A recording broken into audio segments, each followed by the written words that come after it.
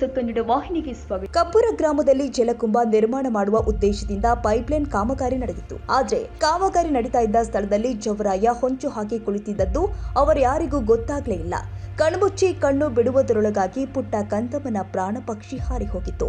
ಹಾಗಿದ್ರೆ ಅಲ್ಲಿ ಆಗಿದ್ದಾದ್ರೂ ಏನು ಅಂತೀರಾ? ಇಲ್ಲಿದೆ ನೋಡಿ ಒಂದು ವರದಿ. ಹೀಗೆ ಫೋಟೋದಲ್ಲಿ ಮುದ್ದು ಮುದ್ದಾಗಿ ಕಾಣ್ತಾ ಇರೋ ಕಂದಮ್ಮನ ಹೆಸರು ಭೂಮಿಕಾ ರಮೇಶ್ ಕುಕನೂರ. ಇನ್ನೂ ಬದುಕಿ ಬಾಳ್ಬೇಕಾಗಿದ್ದ ಕಂದಮ್ಮನ ಬಾಳಲ್ಲಿ ವಿಧಿ ಆಟವಾಡಿದ್ದು ಮಾತ್ರ ಘೋರ. ಬೆಳಗಾವಿ ಜಿಲ್ಲೆಯ ಚಿಕ್ಕೋಡಿ ತಾಲೂಕಿನ ಕಬ್ಬೂರ ಗ್ರಾಮದ ಹನುಮನ್ ನಗರದ ತೋಟದ ಪಟ್ಟಣ ಪಂಚಾಯಿತಿ ವತಿಯಿಂದ ಜಲಕುಂಭ ಕಾಮಗಾರಿಯನ್ನ ರಮೇಶ್ ಕುಕನೂರ ಎಂಬುವರ ಮನೆ ಎದುರುಗಡೆಯ ರಸ್ತೆ ಬದಿಯ ಪೈಪ್ಲೈನ್ಗಾಗಿ ಭೂಮಿ ಅಗಿತಾ ಇದ್ರು. ಮನೆಯ ಬಳಿ ಆಟವಾಡ್ತಾ ಇದ್ದ ಪುಟ್ಟ ಕಂದಮ್ಮ ಜೆಸಿಬಿಯ ಮುಂದಿನ ಬಕೆಟ್ಗೆ ಸಿಲುಕಿ ಮೃತಪಟ್ಟಿದೆ. ಜೆಸಿಬಿ ಚಾಲಕನ ಅಜಾಗರೂಕತೆ ಹಾಗೂ ನಿರ್ಲಕ್ಷ್ಯದಿಂದಾಗಿ 2 ವರ್ಷದ ಪುಟ್ಟ ಕಂದಮ್ಮ ಗಂಭೀರವಾಗಿ ಗಾಯಗೊಂಡಿದೆ. ಕೂಡಲೇ ಕಬ್ಬೂರು ಪ್ರಾಥಮಿಕ ಕೇಂದ್ರಕ್ಕೆ ಚಿಕಿತ್ಸೆಗೆಂದು ತೆರಳಿದ್ದಾರೆ. ಜೆಸಿಬಿ ಯಂತ್ರದ ಅಬ್ಬರಕ್ಕೆ ಪುಟ್ಟ ಕಂದಮ್ಮನ ಜೀವ ಅದಾಗ್ಲೇ ಮಮ್ಮೂಲ ಮರಗಿತ್ತು. ಚಿಕಿತ್ಸೆ ಫಲಕಾರಿಯಾಗದೆ ಪುಟ್ಟ ಭೂಮಿಕಾ ಇಹಲೋಕ ತ್ಯಜಿಸಿದ್ಲು. ಪುಟ್ಟ ಕಂದಮ್ಮ ಭೂಮಿಕಾ ಮೃತಪಟ್ಟು 1 ವಾರ ಕಳೆಯುತ್ತಾ ಬಂದರೂ ಕೂಡ ಸೌಜನ್ಯಕ್ಕಾದರೂ ಪಟ್ಟಣ ಪಂಚಾಯಿತಿಯ ಅಧಿಕಾರಿಗಳು ಭೇಟಿ ನೀಡಿ ಸಾಂತ್ವನ ಹೇಳುವ ಕೆಲಸ ಮಾಡಿಲ್ಲ. ಇನ್ನು ಕಾಮಗಾರಿ ಪಡೆದಿದ್ದ ಗುತ್ತಿಗೆದಾರ ಅಂತೂ ಮೃತರ ಕುಟುಂಬಸ್ಥರ ಮನೆ ಕಡೆ ಕಣ್ಣು ಹಾಕಿ ನೋಡುವ ಗೋಜಿಗೂ ಹೋಗಿಲ್ಲ. ನಮ್ಮ ಮಗು ಮೃತಪಟ್ಟು 5-6 ದಿನಗಳು ಕಳೆದಿದೆ, ಆದರೆ ಇಲ್ಲಿಯ ತನಕ ಸಂಬಂಧಪಟ್ಟ ಅಧಿಕಾರಿಗಳು ನಮಗೆ ಸಾಂತ್ವನ ಹೇಳಿಲ್ಲ. ಇಡೀ ಗ್ರಾಮದ ಜನತೆ ಬಂದು ನಮಗೆ ಧೈರ್ಯ ತುಂಬುತ್ತಿದ್ದಾರೆ, ಆದರೆ ಸ್ಥಳೀಯ ಸಂಸ್ಥೆ ನಮ್ಮ ದುಃಖದಲ್ಲಿ ಭಾಗಿಯಾಗಿಲ್ಲ. ಹೀಗಾಗಿ ಸಂಬಂಧಪಟ್ಟ ಅಧಿಕಾರಿಗಳು ಇನ್ನು ಮುಂದೆ ಇಂತಹ ಘಟನೆಗಳು ಆಗದಂತೆ ನೋಡಿಕೊಳ್ಳಬೇಕು.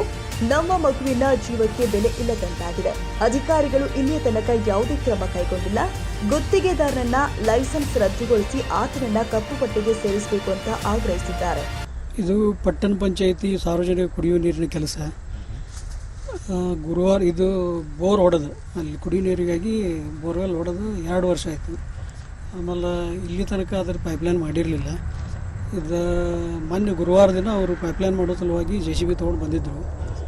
ಆಮೇಲೆ ಮುಂಜಾನೆ 9 ಗಂಟೆಗೆ ಕೆಲಸ ಚಾಲೂ ಮಾಡಿದರು. ಇದನ್ನು ಆ ದಿಕ್ಕಿನಿಂದ ಬರಾಕದಿದ್ರು ಅವರು.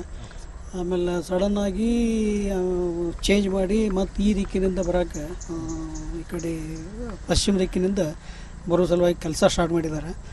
ಸ್ಟಾರ್ಟ್ ಮಾಡಿ ಹೇಳಿದಾಗ ಅಂತ ಅವರು ಇಲ್ಲಿ ತನಕ ಅಂದರೆ ಸುಮಾರು ಒಂದು 15ರಿಂದ 20 ಮೀಟ್ರ್ ಬಂದಾರೆ ಅವರು.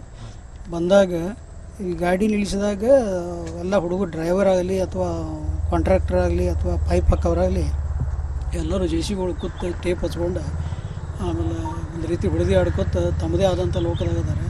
ಆಮೇಲೆ ಇದು ಸಾಕಷ್ಟು ಕಂಜೆಸ್ಟೆಡ್ ಇಕ್ಕಟ್ಟಾದ ರಸ್ತೆ ಇರೋದರಿಂದ ಇಲ್ಲಿ ಜಾನುವಾರುಗಳು ಭಾಳಷ್ಟು ಅಡ್ಡಾಡ್ತಾ ಇರೋದರಿಂದ ಬೇಜವಾಬ್ದಾರಿಯಿಂದ ತಮ್ಮದೇ ಆದಂಥ ಲೋಕದಾಗ ಮಜಾ ಮಸ್ತಿ ಮಾಡ್ಕೊಳ್ತಾ ಅವರು ಕೆಲಸ ಮಾಡಾಕಿದ್ದಾರೆ. ಆ ಸಂದರ್ಭದಾಗ ಇಲ್ಲಿ ಸಾಕಷ್ಟು ಜನ ಇಲ್ಲಿ ಬಂದು ಅವ್ರು ಹೇಳಿದ್ದಾರೆ, ಈ ರೀತಿ ಮಾಡೋಕೆ ಹೋಗ್ಬೇಡ್ರಿ, ಇಂದ ಮುಂದೆ ಜರ ಯಾರು ನಿಂತು ಜವಾಬ್ದಾರಿಯಿಂದ ಕೆಲಸ ಮಾಡ್ರಿ ಅಂತ ಹೇಳಿದಾಗ ಕೂಡ ತಮ್ಮದೇ ಆದಂಥ ಇದನ್ನು ಮಾಡಾಕಿದ್ದಾರೆ. ಅಲ್ಲಿ ಒಂದು ಏನಾಗಿತ್ತು ಅಂದ್ರೆ ಚಿಕ್ಕ ಮಗು ಅದು, ಅಲ್ಲಿ ಆಕಿ ಯಾರಿಗೂ ಏನೂ ಗೊತ್ತಿರಲಾರ್ದಂಥ ಈ ಭಾಗದಾಗ ಅದು ಯಾವಾಗಲೂ ಅಡ್ಡಾಡ್ಕೋತಿರ್ತಕ್ಕಂಥ ಮಗು ಅದು. ಅದಕ್ಕೆ ಗೊತ್ತಿರಲಿಲ್ಲ. ಅದು ಒಂದು ರೀತಿ ಅವರ ತಂದೆ ಈ ಕಡೆ ಹೋಗಿರ್ಬೋದು ಅನ್ನುವಂಥ ದೃಷ್ಟಿಯಿಂದ ಕೇವಲ ಭಾಳಷ್ಟು ಕ್ಷಣ ಮಾತ್ರದಾಗನ ಇಲ್ಲಿ ಅದು ಬಂದುಬಿಟ್ಟೈತಿ. ಬಂದುಬಿಟ್ಟಾಗ JCB ಡ್ರೈವರ್ ನೋಡಿಲ್ಲ, ಯಾರೂ ನೋಡಿಲ್ಲ. ಅದು ಹಿಂದಿನ ದೊಡ್ಡ ಬಕೆಟ್ ಬಡ್ದು ಕೆಳಗೆ ಬಿದ್ದ ಅದ್ರ ಮೇಲೆ ದೊಡ್ಡ ಗಾಲಿ ಹಚ್ಕೊಂಡು ಇಡೀ ಕಾಲಿನ ಮೊಣಕಾಲಿನಿಂದ ಕೆಳಭಾಗೆಲ್ಲ ನಜ್ಜುಗುಜ್ಜಾಗಿ ರಕ್ತಸ್ರಾವದಿಂದ ಮಗು ತತ್ಕ್ಷಣದಲ್ಲಿ ಅದು ಅರೆಜೀವಾಗಿತ್ತು.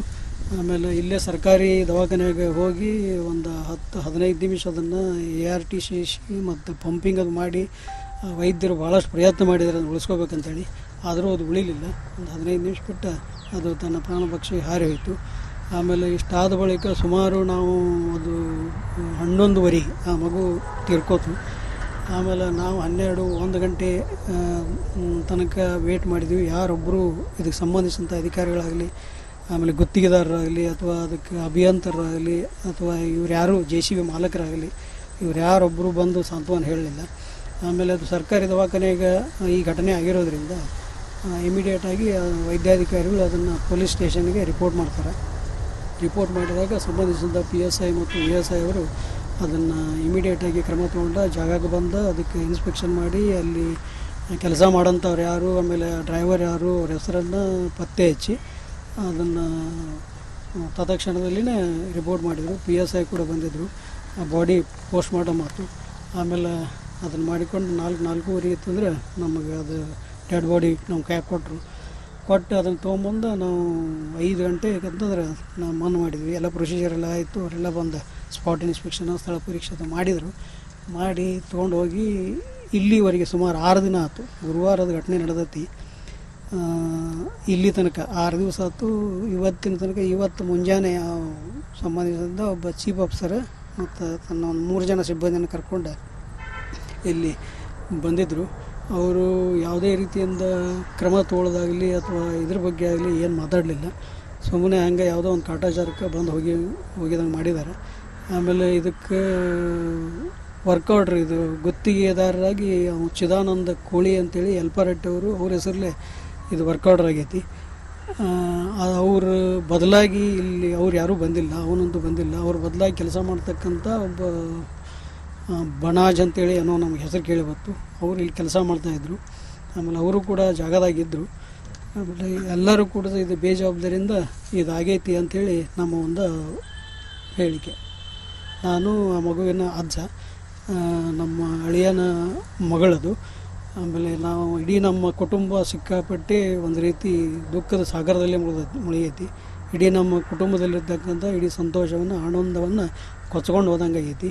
ಭಾಳಷ್ಟು ಆಘಾತಕಾರಿ ಆದಂಥ ಒಂದು ಸನ್ನಿವೇಶದಲ್ಲಿ ನಾವೆಲ್ಲ ಇದ್ದೀವಿ. ಈ ತೋಟದ ಜನ ಇದ್ದೀವಿ.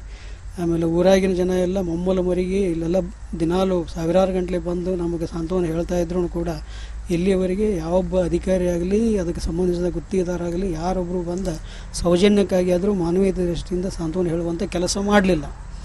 ಅದಕ್ಕೆ ಈಗ ನಮ್ಮದೊಂದು ಏನಂತಂದರೆ ಇವರಿಗೆ ಇನ್ನೊಮ್ಮೆ ಇಂಥ ಮುಂದಿನ ದಿನಮಾನಗಳಲ್ಲಿ ಗುತ್ತಿಗೆದಾರರಾಗಲಿ ಅಥವಾ ಅಧಿಕಾರಿಗಳಾಗಲಿ ಇಂಥವೆಲ್ಲ ಘಟನೆಗಳು ಸಂಭವಿಸಿದಂತೆ ಅವ್ರ ಮೇಲೆ ಕ್ರಮ ತಗೋಬೇಕು ಅಂಥೇಳಿ ನಾವು ಸಂಬಂಧಿಸಿದ ಅಧಿಕಾರಿಗಳನ್ನು ಒತ್ತಾಯ ಮಾಡ್ತೀವಿ. ಈ ರೀತಿ ಬೇಜವಾಬ್ದಾರಿತನ ಆಗಬಾರ್ದು. ಒಂದು ಮಗುವಿನ ಏನು ಜೀವಕ್ಕೆ ಬೆಲೆ ಇಲ್ಲತ್ತಂದರೆ ಇವ್ರು ಯಾರಿಗೂ ಅಷ್ಟು ಬೇಜವಾಬ್ದಾರಿಯಿಂದ ಇರಬೇಕಾದ್ರೆ ಜೀವಕ್ಕೆ ಬೆಲೆ ಇಲ್ಲೇನ ಅನ್ನುವಂಥದ್ದು ನಮ್ಮದು ಇದು ಒಕ್ಕೊರಲಿಂದ ಎಲ್ಲ ಜನ ಕೇಳೋದೇನಂತಂದರೆ ಎಲ್ಲರ ಜೀವ ಅಷ್ಟನ ಯಾವುದೇ ಹೋದ್ರೂ ಅದು ಮಾನವೀಯ ದೃಷ್ಟಿಯಿಂದ ಅಲ್ಲಿ ಮಾತಾಡಿ ಸಾಂತ್ವನ ಒಟ್ನಲ್ಲಿ ಯಾರದ್ದೂ ನಿರ್ಲಕ್ಷ್ಯದಿಂದ ಪುಟ್ಟ ಕಂದಮ್ಮ ತನ್ನ ಜೀವವನ್ನೇ ಕಳೆದುಕೊಳ್ಳಬೇಕಾಗಿದೆ. ಇನ್ಮೇಲಾದರೂ ಸಂಬಂಧಪಟ್ಟ ಅಧಿಕಾರಿಗಳು ಮೃತರ ಕುಟುಂಬಕ್ಕೆ ಸಾಂತ್ವನ ಹೇಳಿ ಅವರ ದುಃಖವನ್ನ ಕಡಿಮೆ ಮಾಡುವಂತಾಗಲಿ. ತಾಜಾ ಸುದ್ದಿಗಾಗಿ MTV ನ್ಯೂಸ್ 24x7ಗೆ ಸಬ್ಸ್ಕ್ರೈಬ್ ಮಾಡಿ ಮತ್ತು ಬೆಲ್ ಐಕಾನ್ ಅನ್ನು ಒತ್ತಿ. ತಪ್ಪದೇ ಲಿಂಕ್ ಶೇರ್ ಮಾಡಿ.